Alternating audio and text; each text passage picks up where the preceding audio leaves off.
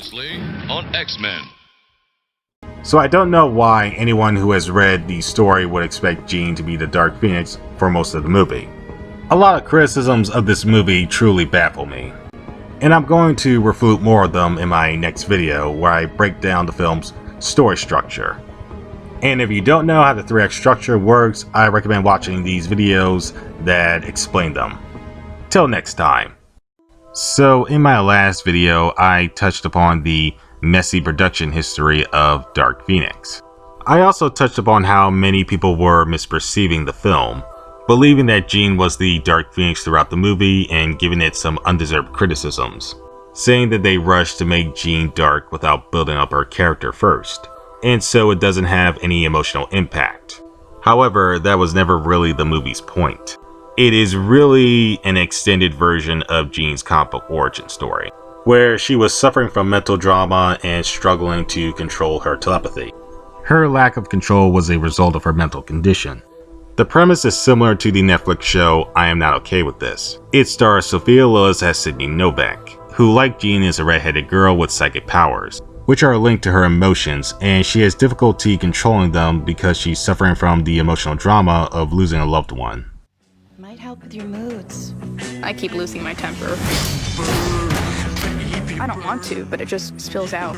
Anyway, my dad died last spring, and now everything's so different. It's a great show, highly recommended, and Sophia should be the next Jean Grey. Make it happen, Marvel. Anyway, my point is that this movie is supposed to be the build-up, not the payoff. The movie only really gives us a tease at Jean becoming the Dark Phoenix towards the end of the movie, where she flies off into space, similar to the ending of X2, which also ended with Jean saving the day and forming a Phoenix aura around herself, setting up the sequel where she would be the Dark Phoenix. She's gone. She's gone. And we would have likely seen Jean as a star in the sequel, as hinted by the special effects supervisor of the film and foreshadowed in X-Men Apocalypse, where Jean had a vision of a future where a world was consumed by fire. Fun fact, the working title for this movie was X-Men Supernova. And yes, Dark Phoenix was planned that far back, in case you're wondering, before Days of Future Past even came out. Back in 2014, Simon Kimber did an interview with Screen Crush, and he said that Days of Future Past gave them a second chance at the Phoenix story. Chris Claremont also had a cameo in that movie, and even he says that Dark Phoenix was planned that far back. He started with a vision 5 years ago of what he wanted to do with this film.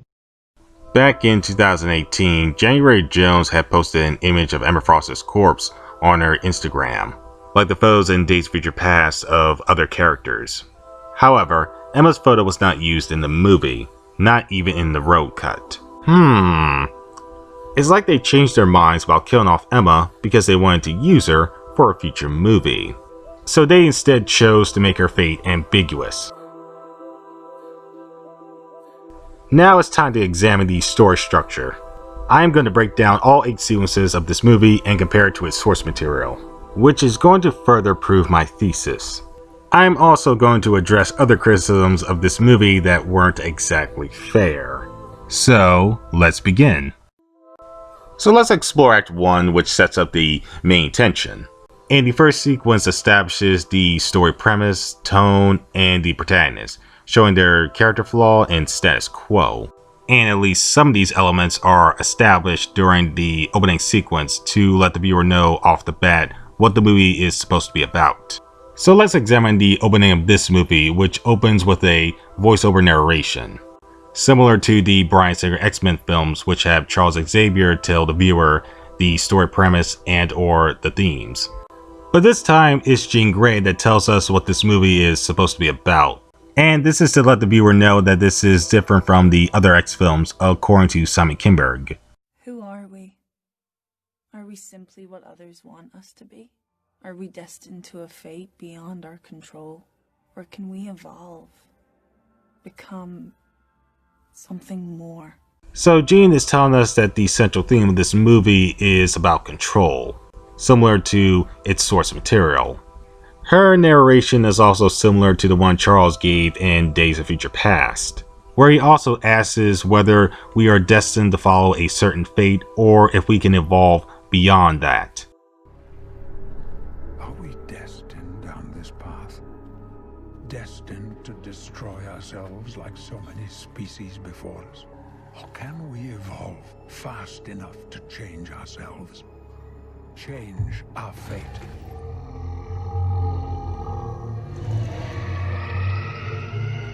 Is the future truly set?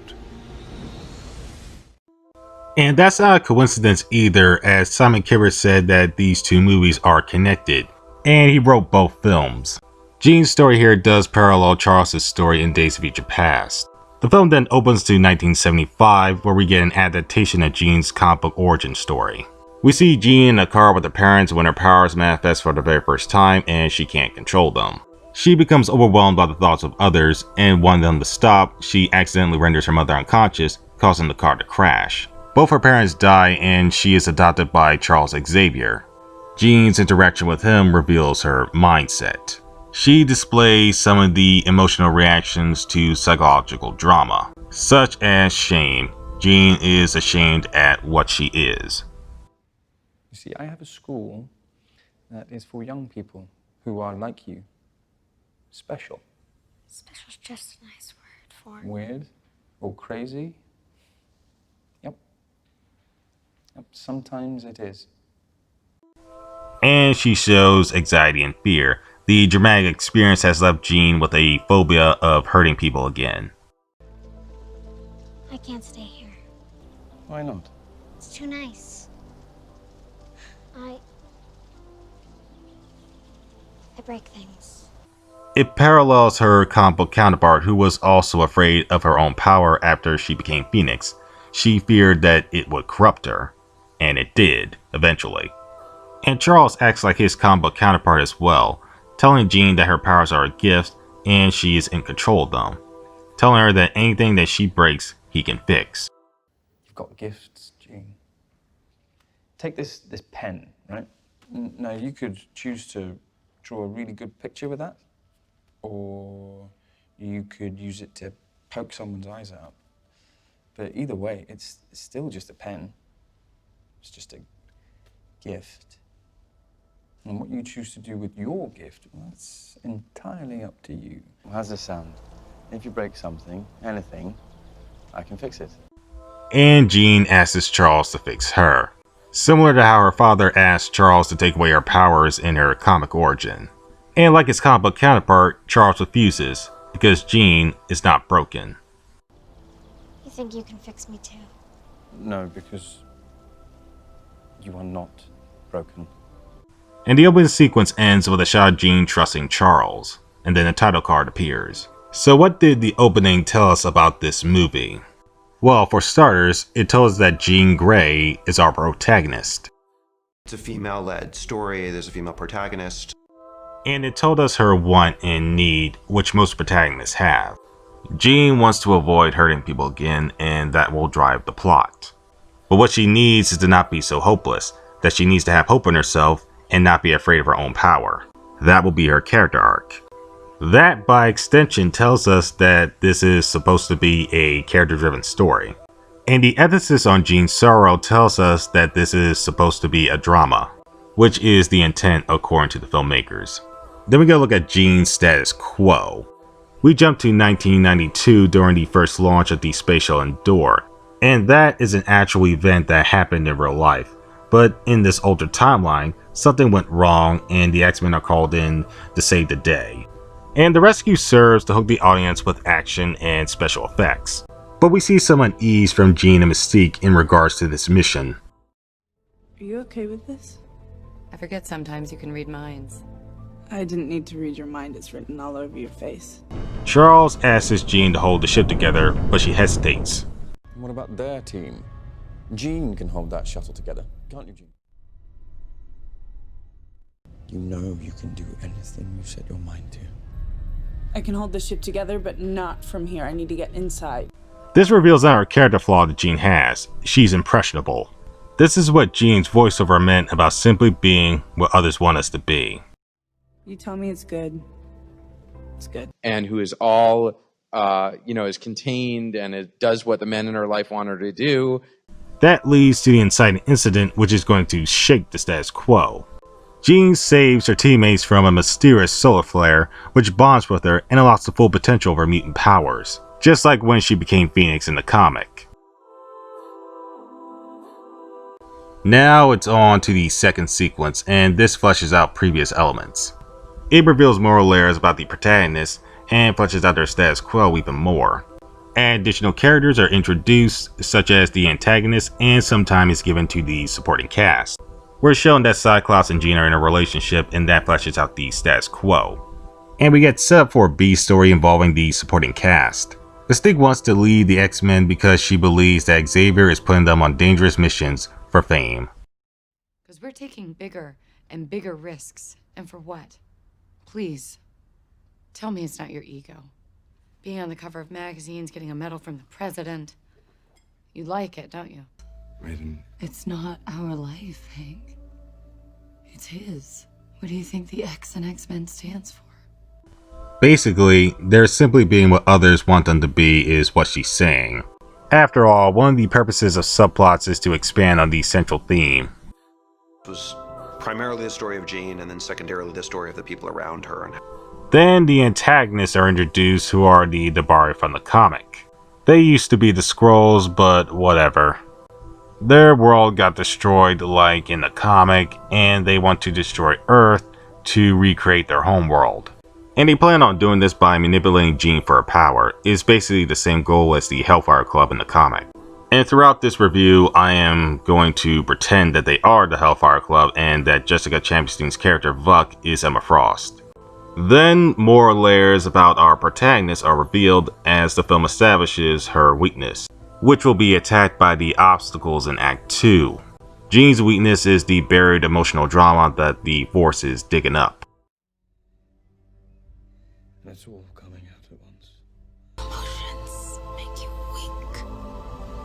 Jean displays the emotional symptom of irritability, when her telepathy goes out of control and she impulsively lashes out at people to make the voices stop. Charles's telepathy also went out of control in Days of Future Past as well. And this was due to the pain of Mystique and Magneto abandoning him and losing his ability to walk. I open my mind, and it almost overwhelms me.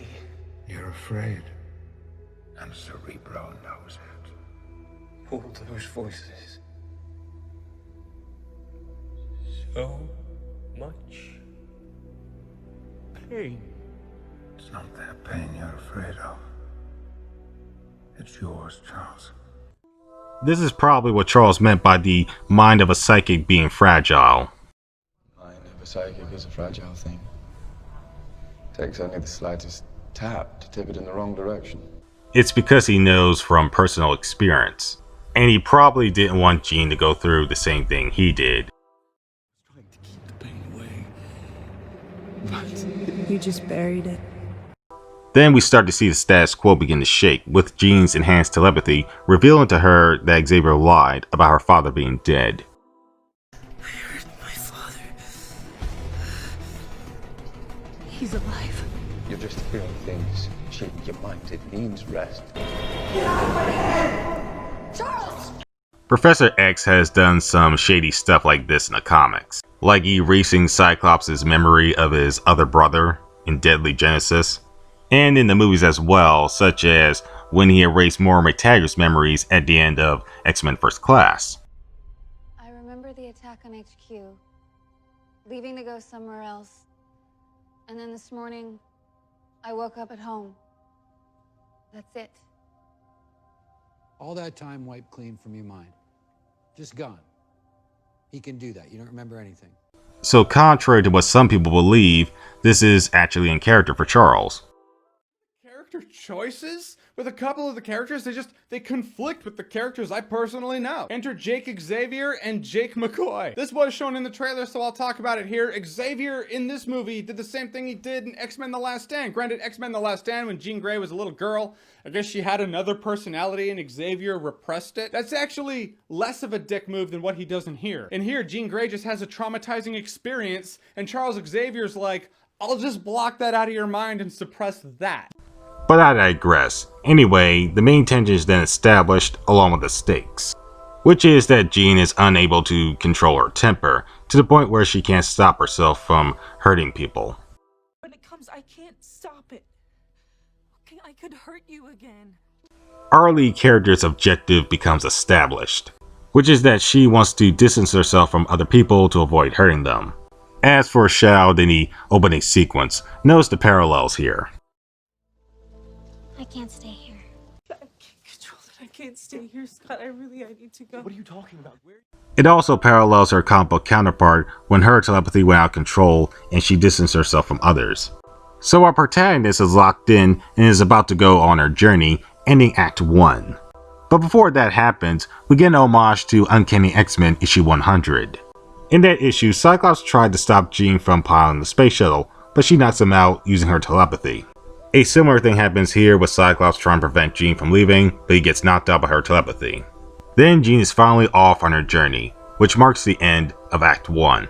Jean's story so far bears resemblance to Bruce Banner's story in The Incredible Hulk. You would not like Bruce when he's angry and he wants to avoid hurting people. Jean has the same problem and story goal. Now, would you consider Bruce Banner to be a villain? Of course you wouldn't. That'd be silly. So I am very confused as to why some people believe that Jean is the Dark Phoenix at this point. Her characterization so far is based on her portrayal as regular Phoenix, where she was afraid of her own power. And as I said in my last video, it's also based on her comic book backstory where she was suffering from PTSD. None of the characterization here resembles the Dark Phoenix. The idea of the Dark Phoenix is that Jean's dark side has taken over, hence why she is called Dark Phoenix. She was mad with power, essentially acting like a drug addict looking for the ultimate high or sensation. Because as I said in my last video, Jean's enhanced power was like a drug. It was the ultimate physical and emotional stimulant. Basically, she would get high whenever she used it, and so she went out picking out fights, which is not what we see in the movie. We see a Jean who is clearly afraid of her power and has a deep phobia of hurting people. That is what's driving the story. I mean no offense to these reviewers, but their criticism seems to be driven by confirmation bias, projecting their preconceived notions onto the movie that aren't really there. And a prime example of this is this review from Collider, where the author explicitly says that he went in with a fear that the audience won't be emotionally invested in Jean, due to believing that Jean is dark throughout the movie because he believes that the story is meant to be a one-off. And I find it strange for someone from Collider to think that, because Olivia Munn told Collider that it was a two-parter back in 2017. Very, very strange. I'm going to address more criticisms like this in my next video where I break down Act 2. Till next time.